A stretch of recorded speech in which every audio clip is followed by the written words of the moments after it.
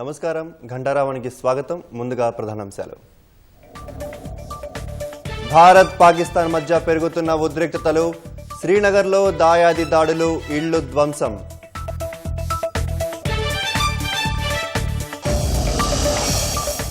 జమ్మూ కశ్మీర్లోని రాజౌరిలో పాకిస్తాన్ కాల్పులు, additional deputy commissioner సహా 5 మృతి.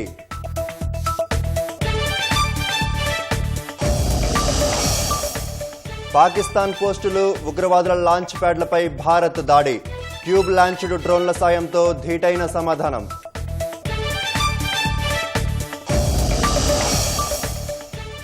భారత్ యుద్ధానికి ప్రేరేపిస్తుందని పాకిస్తాన్ ప్రేలాపనలు, బాలిస్టిక్ క్షిపణులను ప్రయోగించిందని ఆరోపణ.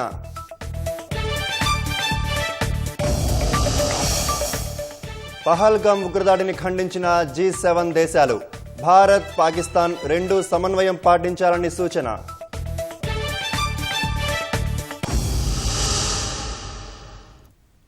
ఆపరేషన్ సింధు తర్వాత భారత్పై దుస్సాహసానికి ఒడిగట్టిన పాకిస్తాన్కు మరోసారి భంగపాటు తప్పలేదు. శుక్రవారం రాత్రి జమ్మూ కశ్మీర్ నుంచి గుజరాత్లోని భుజ్ వరకు 26 ప్రాంతాల్లో డ్రోన్ దాడులకు యత్నించగా భారత్ సమర్థంగా తిప్పికొట్టింది. శ్రీనగర్ సహా పలు విమానాశ్రయాలు, సైనిక కేంద్రాలపై డ్రోన్లను ప్రయోగించగా భారత్ వాటిని నిర్వీర్యం చేసింది. శ్రీనగర్ ఎయిర్పోర్ట్, అవంతిపోరా ఎయిర్ బేస్ సురక్షితంగా ఉన్నట్లు స్పష్టం చేసింది. డ్రోన్ దాడుల తర్వాత సరిహద్దు రాష్ట్రాల్లోని కీలక ప్రాంతాల్లో బ్లాక్అవుట్ ప్రకటించారు. సరిహద్దు గ్రామాల్లో జనం ఇళ్లలోనే ఉండాలని కేంద్రం ఆదేశాలు జారీ చేసింది. పహల్గామ్ ఉగ్రదాడికి ప్రతీకారంగా భారత్ చేపట్టిన ఆపరేషన్ సింధూర్తో చావుదెబ్బతిన్న పాకిస్తాన్ సరిహద్దుల్లో దుస్సాహసాలకు ఒడిగడుతూనే ఉంది. గురువారం రాత్రి దాడులకు విఫలయత్నం చేసిన పొరుగు దేశం శుక్రవారం రాత్రి సైతం డ్రోన్లతో దాడికి యత్నించింది. గత రాత్రి 9 గంటల సమయంలో జమ్మూ కశ్మీర్లోని బారాముల్లా నుంచి గుజరాత్లోని భుజ్ వరకు 26 ప్రాంతాలపైకి వరుసగా డ్రోన్లు సంధించింది. అయితే వాటిని భారత సైన్యం విజయవంతంగా కూల్చివేసింది. ముఖ్యంగా శ్రీనగర్ విమానాశ్రయం, అవంతిపోరా వైమానిక స్థావరం లక్ష్యంగా వదిలిన డ్రోన్లను నేలకూల్చింది. జమ్మూ, ఫిరోజ్పూర్, పఠాన్కోట్, జైసల్మేర్, బాడ్మేర్, భుజ్ ప్రాంతాలపైకి వచ్చిన డ్రోన్లను భారత సైన్యం పేల్చివేస్తుంటే ఆకాశమంతా వెలుగులు కనిపించాయి. అయితే పంజాబ్లోని ఫిరోజ్పూర్లో జనావాసాలపై పాకిస్తాన్ డ్రోన్ దాడి చేయగా అది ఓ భవనంపై పడింది. అందులో ఉన్న 3 కుటుంబ సభ్యులకు గాయాలు కాగా ఆస్పత్రికి తరలించి చికిత్సనందిస్తున్నారు.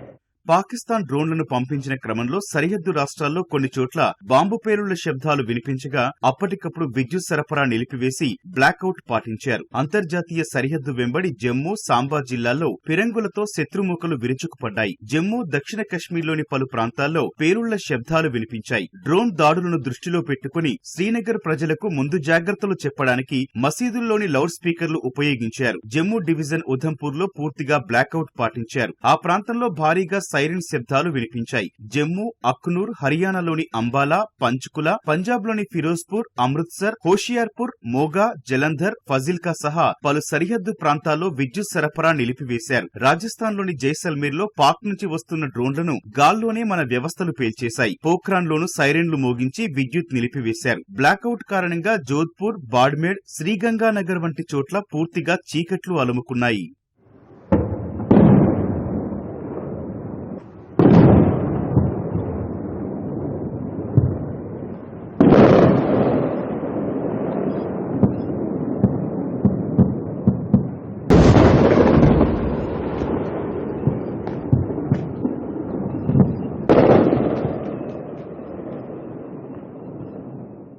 మరోవైపు సరిహద్దుల్లో వరుసగా మూడో రోజు కాల్పుల విరమణ ఒప్పందానికి తూట్లు పొడుస్తోన్న పాక్ సైన్యం విచ్చలవిడి కాల్పులు కొనసాగించింది. సాంబా సెక్టార్లో కాల్పులు, మోర్టార్ దాడులతో తెగబడింది. పూంచ్ సెక్టార్లోనూ పేలుడు శబ్దాలు వినిపించాయి. ఈ ఘటనలో 3 పౌరులు ప్రాణాలు కోల్పోయారని సైనిక వర్గాలు తెలిపాయి. పాక్ దుశ్చర్యలను దృష్టిలో పెట్టుకుని బారాముల్లా, కుప్వారా, బందిపోరా జిల్లాల్లోని సరిహద్దు ప్రాంతాల ప్రజలను ఖాళీ చేయించి బంకర్లు, ఇతర సురక్షిత ప్రాంతాలకు తరలించారు. సరిహద్దుల్లో ఉద్రిక్తతల దృష్ట్యా విమానాశ్రయాలు, కీలకమైన ప్రాంతాల్లో భద్రతను మరింత పెంచారు. అత్యవసర వ్యవస్థల పనితీరును ఎప్పటికప్పుడు పర్యవేక్షిస్తోన్న కేంద్రం అవసరమైతే ప్రాదేశిక సైన్యం సేవల్ని వినియోగించుకునేందుకు అనుమతి మంజూరు చేసింది. రాష్ట్రాలు సరిహద్దు ప్రాంతాల్లో ఆస్తులకు, ప్రాణాలకు నష్టం వాటిల్లకుండా మరిన్ని చర్యలు తీసుకుంది. ప్రజలు తమ ఇళ్లలోనే ఉండాలని, బాల్కనీల్లోకి రావద్దని చండీగఢ్లో సైరన్లు మోగించారు. ఢిల్లీలో పలుచోట్ల సైరన్లతో హెచ్చరించే వ్యవస్థలు ఏర్పాటు చేస్తున్నారు. మార్కెట్లు, రైల్వే స్టేషన్లు, పార్కులు, మెట్రో స్టేషన్లలో నిఘా పెంచారు. బాంబు నిర్వీర్యక దళాలతో తనిఖీలు కొనసాగుతున్నాయి. సరిహద్దుల్లో ఉద్రిక్తతల కారణంగా ఉత్తర, పశ్చిమ భారత్లోని 32 విమానాశ్రయాలను ఈ నెల 15 వరకు మూసివేసినట్లు పౌర విమానయాన శాఖ డైరెక్టర్ జనరల్ ప్రకటించింది. శ్రీనగర్, జమ్మూ, అమృత్సర్, చండీగఢ్ జిల్లా సరిహద్దు జిల్లాల్లోని మొత్తం 32 విమానాశ్రయాలను మూసివేసినట్లు డీజీసీఏ వెల్లడించింది. 25 సెగ్మెంట్లలో ఎయిర్ ట్రాఫిక్ సేవలను కూడా నిలిపివేసినట్లు ఎయిర్పోర్ట్స్ అథారిటీ ఆఫ్ ఇండియా పేర్కొంది. ఎయిర్లైన్ సంస్థలు ప్రత్యామ్నాయ మార్గాలను ఎంచుకోవాలని సూచించింది. విమాన సేవలు నిలిచిపోవడం వల్ల ఆయా చోట్ల చిక్కుకుపోయిన ప్రయాణికులను ప్రత్యేక రైళ్ల ద్వారా వారి గమ్యస్థానాలకు చేర్చాలని రైల్వే మంత్రి అశ్విని వైష్ణవ్ అధికారులను ఆదేశించారు. జమ్మూ, ఉదంపూర్, కాట్రా నుంచి ఢిల్లీకి ప్రత్యేక రైలు నడపాలని సూచించారు. ఆ మేరకు వెంటనే ఏర్పాట్లు చేసినట్లు రైల్వే అధికారులు చెప్పారు.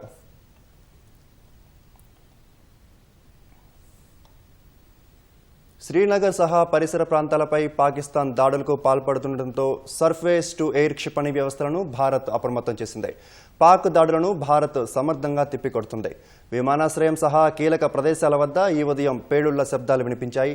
శ్రీనగర్ అంతటా సైరన్లు మోగాయి. శ్రీనగర్ సహా లోయ ప్రాంతంలో విద్యుత్ సరఫరా నిలిచిపోయింది. భారత్పై డ్రోన్లను ప్రయోగించిన పాకిస్తాన్ పోస్టులు, ఉగ్రవాద లాంచ్ ప్యాడ్లను భారత సైన్యం ధ్వంసం చేసిందని రక్షణ శాఖ వర్గాలు తెలిపాయి. మరోవైపు పంజాబ్లోని అమృత్సర్లో ఈ ఉదయం పాకిస్తాన్ డ్రోన్లను కూల్చివేసినట్లు అధికారులు ప్రకటించారు.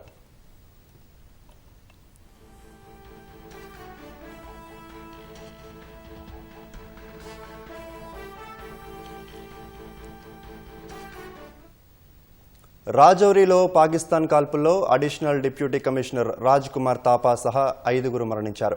పాకిస్తాన్ కాల్పుల్లో రాజౌరీ, పూంచ్ తదితర ప్రాంతాల్లో మరికొందరికి గాయాలయ్యాయి.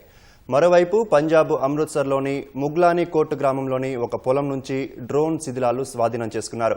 ఫిరోజ్పూర్లోని ఓ ఇంటిపై పాక్ డ్రోన్ దాడిలో పలువురు గాయపడ్డారు. పఠాన్కోట్ జిల్లాలో పేలుడు వంటి శబ్దాలు వినిపించాయి.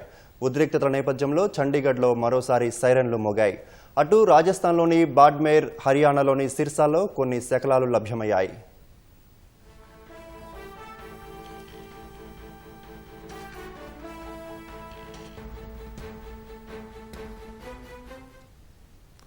భారత్ తమ 3 వైమానిక స్థావరాలపై దాడి చేసిందని ఆరోపించిన పాకిస్తాన్ పలు క్షిపణులను భారత్ వైపు ప్రయోగించినట్లు పేర్కొంది. ఇందుకు సంబంధించిన దృశ్యాలను పాకిస్తాన్ విడుదల చేసింది.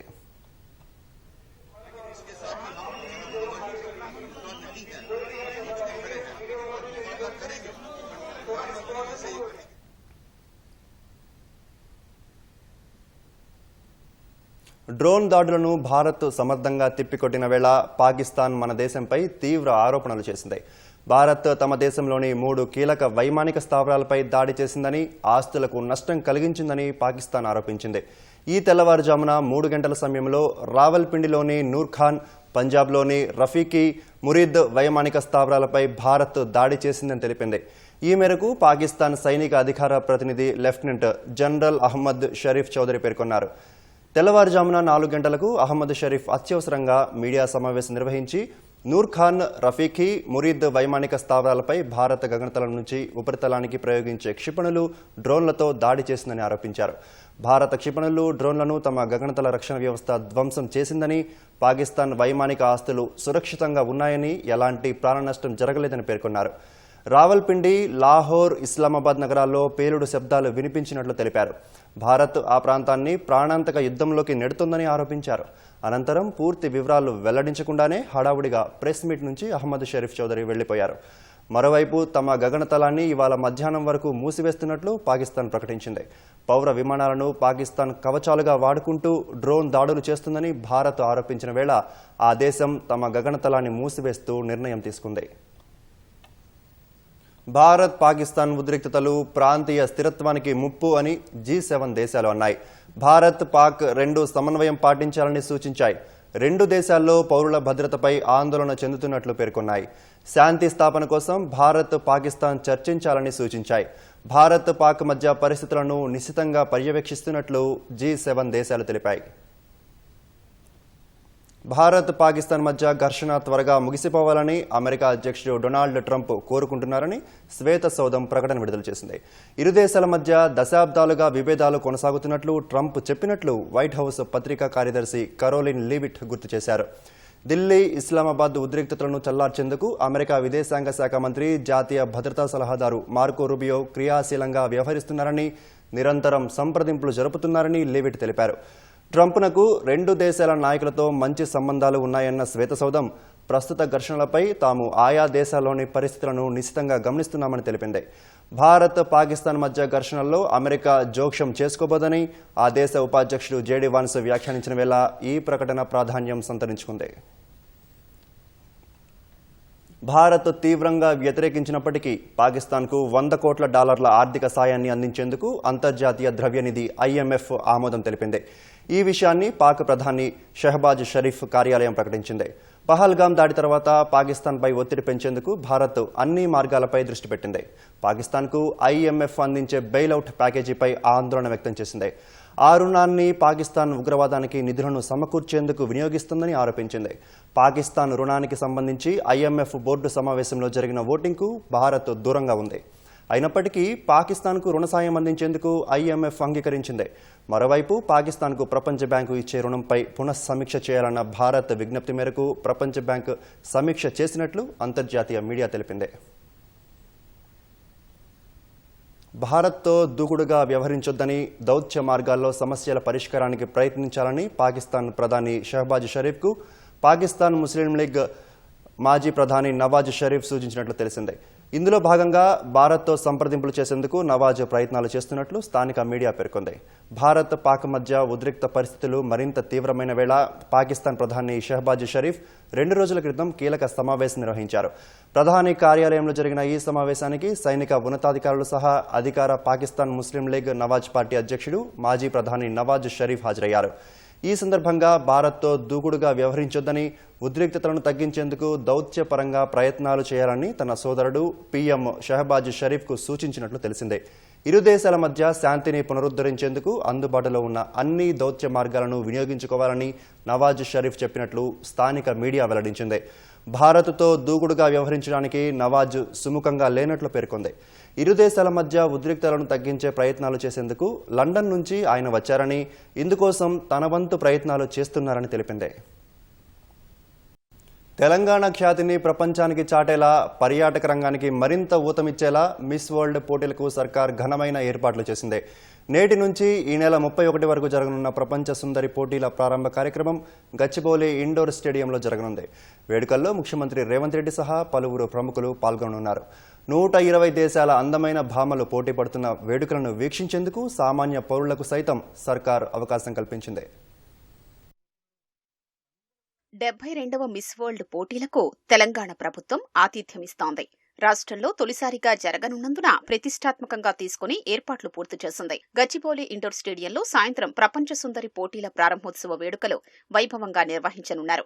120 దేశాల సుందరీమణులు తమ జాతీయ జెండాలతో పరేడ్ చేయనున్నారు. ఈ వేడుకల్లో తెలంగాణ ప్రత్యేకమైన పేరిణి, గుస్సాడి నృత్య ప్రదర్శనలు ప్రత్యేక ఆకర్షణగా నిలవనున్నాయి. గచ్చిబౌలి స్టేడియంలో జరిగే ప్రారంభ వేడుకకు 3000 మంది హాజరవుతారని అంచనా వేస్తున్నారు. శుక్రవారం సాయంత్రానికి 108 దేశాల నుంచి అందెగత్తెలు రాష్ట్రానికి చేరుకోగా ఈ మధ్యాహ్నానికి మిగతా వారు చేరుకుంటారని నిర్వాహకులు చెబుతున్నారు.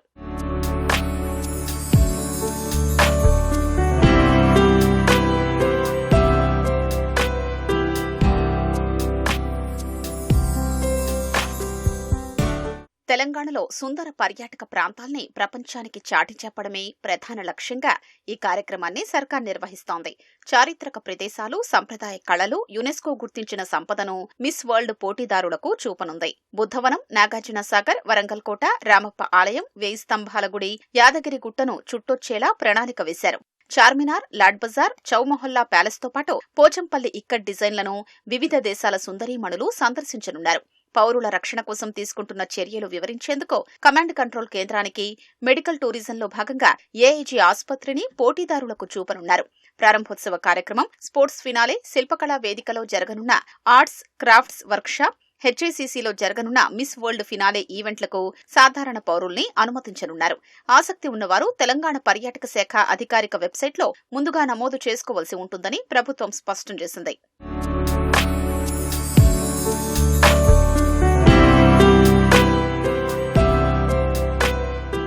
120 దేశాల నుంచి వచ్చే ప్రతినిధులకు ఎలాంటి లోటు రాకుండా సకల సౌకర్యాల్ని సర్కార్ కల్పిస్తోంది. 3 అంచెల విధానంలో కట్టుదిట్టమైన భద్రత కల్పిస్తోంది. సైనికులకు సంఘీభావంగా మల్లారెడ్డి యూనివర్సిటీలో నిర్వహించిన కార్యక్రమంలో మల్లారెడ్డి మాట్లాడుతున్నారు. ప్రత్యక్ష ప్రసారం ద్వారా చూద్దాం. पाकिस्तान उग्रवादों को खत्म करो, कुचल कुचल के खुचल के रख दो, एक एक को जिंदगी में फिर अपना भारत का तरफ नहीं देख रहा हो लोग. उग्रवादों को पूरा पाकिस्तान ప్రపంచంలో చిత్రపటంలోనే పాకిస్తాన్ కనిపిస్తుంది. నెక్స్ట్ మనం 75 సంవత్సరాల మంది బాధపెడుతున్నారు. మనం ఇక భరించలేము. మనం ఇక ఓపిక లేదు. మనకు మన సైనికులు మనం ఎంతో మంది ప్రాణాలు కోల్పోయారు. ఈ రోజు కూడా మన తెలుగు బిడ్డ మురళీ నాయక్ గారు చనిపోయారు. ఆయనకు కూడా పెద్ద ఎత్తున సంతానం. ఆయన మనం ఎంత ఇచ్చినా ఆయన లోటు తీర్చలేము. ఆయన కుటుంబానికి కూడా చెప్తున్న మనం మాత్రం ఇప్పుడు వదిలేదే లేదు. మన భారత సైనికులకు మొత్తం ధైర్యంగా మేము డాక్టర్లము, ఇంజనీర్లము, ప్రొఫెసర్లము, లీడర్లము, మా టీఆర్ఎస్ పార్టీ మొత్తం మీకు మద్దతు ఇస్తుంది. మీరందరూ కూడా పోరాడి ఆ ఉగ్రవాదులను మొత్తం ఖతం చేయాలని కోరుకుంటున్నా. జై జవాన్. ఇప్పుడు పెద్దలు గౌరవనీయులు మా హరీశన్న మాట్లాడవలసిందిగా కోరుతున్నారు. జై భారత్, జై భారత్, భారత్ మాతా కి జై Hind. Good morning to everyone. ముందుగా ఇంత మంచి కార్యక్రమాన్ని ఏర్పాటు చేసినటువంటి మల్లారెడ్డి విద్యాలయాలను, గౌరవనీయులు పెద్దలు మల్లారెడ్డి గారిని, వివేక్ గౌడ్ గారిని, మేనేజ్మెంట్ ను నేను మనస్ఫూర్తిగా అభినందిస్తా ఉన్నాను. ఆపరేషన్ సింధూర్ కు మద్దతుగా తమ ప్రాణాలు లెక్క చేయకుండా పోరాడుతున్నటువంటి భారతదేశ సైనికులకు సంఘీభావాన్ని తెలియజేస్తూ ఈ కార్యక్రమాన్ని చేపట్టడం నిజంగా అభినందనీయం. మనము సైనికుల్లాగా సరిహద్దుల్లోకి వెళ్లి పోరాడలేకపోవచ్చు, కానీ పోరాడుతున్నటువంటి సైనికుల మనోస్థైర్యాన్ని పెంచే విధంగా వారికి సంఘీభావాన్ని తెలియజేస్తూ ఈ కార్యక్రమాన్ని చేపట్టుకుంటా ఉన్నాం. దేశం మొత్తం కూడా ఇలా 140 కోట్ల మంది ప్రజలు భారతదేశ సైనికుల్ని చూసి, మన మిలిటరీని చూసి గర్వపడతా ఉన్నారు.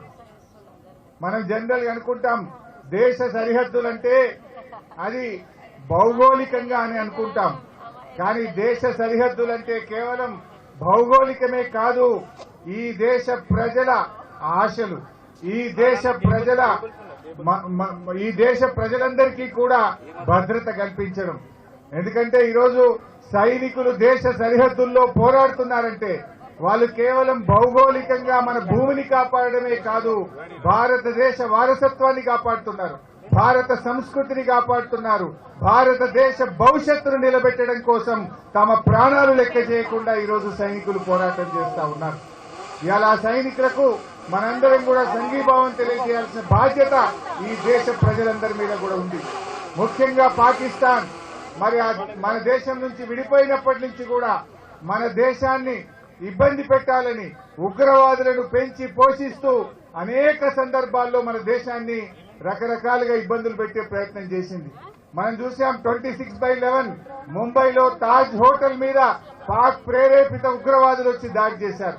ఆ ఉగ్రవాదులను పట్టుకొని ప్రపంచం ముందు ఇది పాకిస్తాన్ పంపిన ఉగ్రవాదులని ప్రపంచం ముందు నిలబెట్టిన ఘనత మన భారతదేశానిది.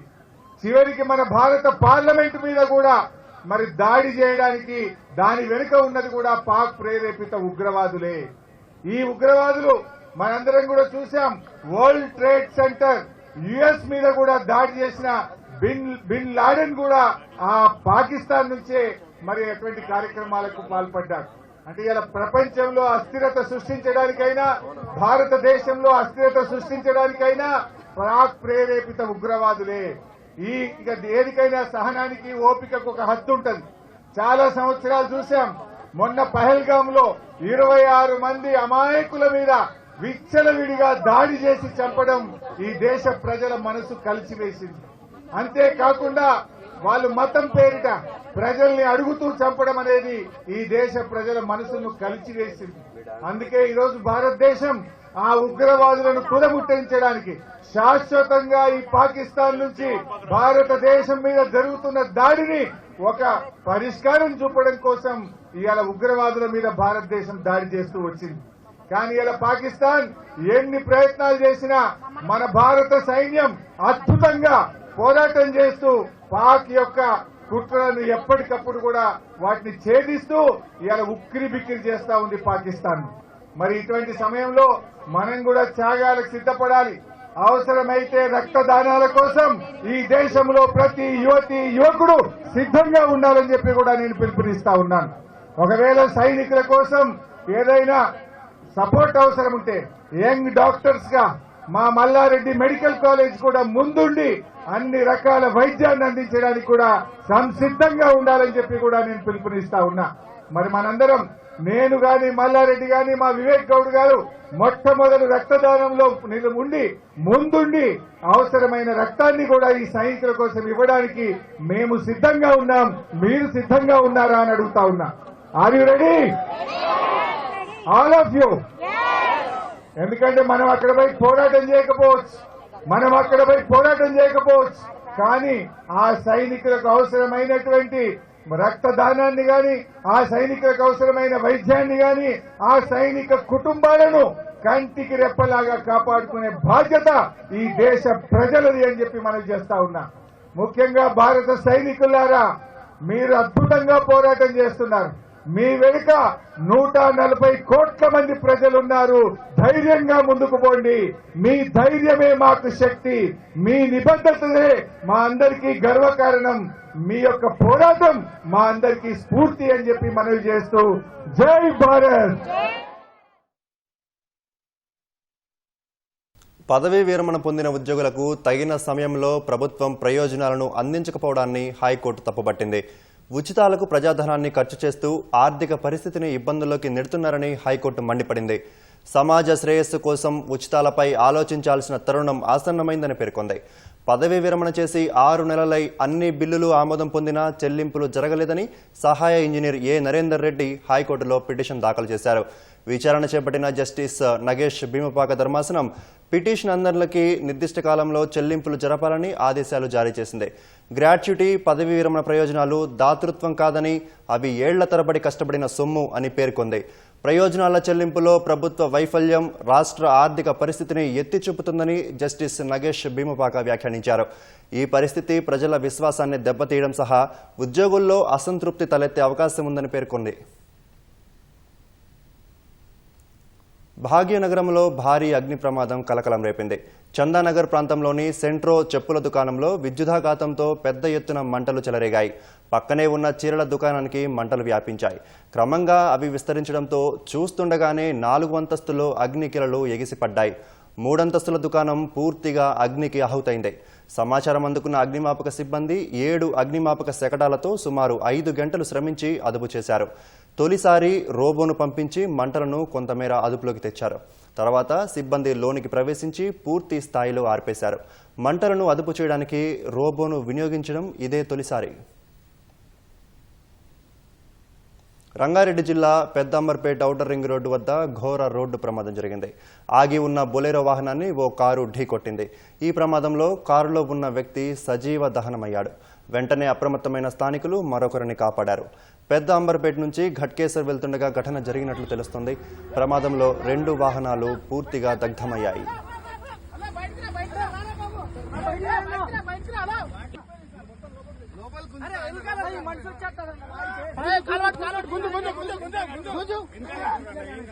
ఆయన మంచిగా ఉండు, ఏం కాదు.